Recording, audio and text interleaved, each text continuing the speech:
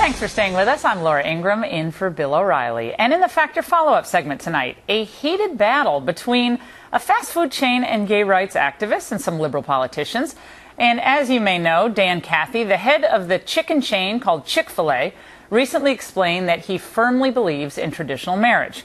Now, this seemingly innocent, personal comment has sparked a huge firestorm. I don't believe a company that speaks out against gay rights in our country today should have the opportunity to operate in the city of Boston. Additionally, student groups and universities across the country are now seeing others petition to have the popular restaurant removed from their campuses.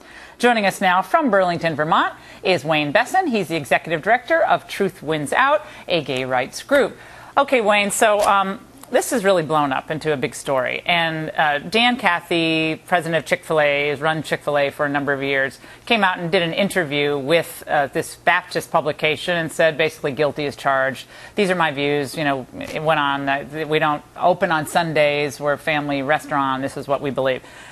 From that, it ended up exploding in Chicago and Boston.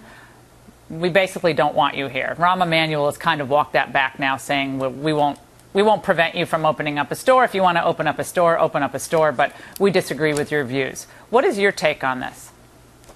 Well, first of all, they have given millions of dollars to anti-gay organizations, and I find it incredibly hypocritical that they would complain about not being able to open up a store. One of the groups they gave money to, the Family Research Council, has said it's the government's moral duty to legislate morality. And now they're complaining if the morality is being legislated in the way they don't like. Unbelievable. And I think a lot of people are incredibly offended. Not only did he say he's opposed to marriage, but he said it would invite God's wrath upon this nation. What does that do to young gay and lesbian children who hear this? They're growing up and they're hearing these horrible things that are said. Well, people have a right to be really angry and not want to eat their greasy chicken. Well, Lauren Silch, I don't know if you... she's the owner and operator of the Chick-Fil-A, the one Chick-Fil-A that exists in Chicago. And her statement in the Chicago Sun-Times was that she hires and serves gays with honor, dignity, and respect. And she invited Rahm Emanuel to come and discuss the controversy created by the president of Chick-Fil-A.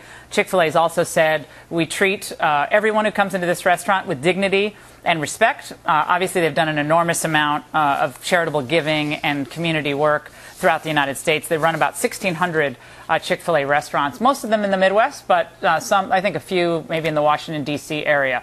My concern here, Wayne, is that it creates this litmus test atmosphere, right? So I love Burlington, Vermont. I think it's an incredible place. I probably don't agree with a lot of the business owners in Burlington. I'm not going to, people can spend their money any way they want, obviously, but I'm not going to ostracize a coffee shop owner in Burlington because he disagrees with my position on foreign policy or my position on pro-life issues. I'm not going to do that. You have the right to do that. But it really has, I think, an ostracizing effect on folks for political views on both sides. That's my concern. Well, you want to talk about ostracizing? My marriage isn't recognized in most states. At the federal level, my marriage isn't recognized at all. And that's because of people like Dan Cathy who have turned his chicken shop into a political house and outlawing things he doesn't agree with. I mean, how is Chick-fil-A now a political house when they hire gays, they serve gays, and from what I can tell, they run a really pretty amazing company. I mean, whether you agree with his views on this, the way the company has been run seems to be, by all accounts, quite exemplary. Well, we don't know that. I think it would be incredibly uncomfortable to work there as a gay person. I would believe that I wouldn't be able to go very far in that company. So I would be incredibly uncomfortable, right? Because you don't have any evidence to suggest that, right?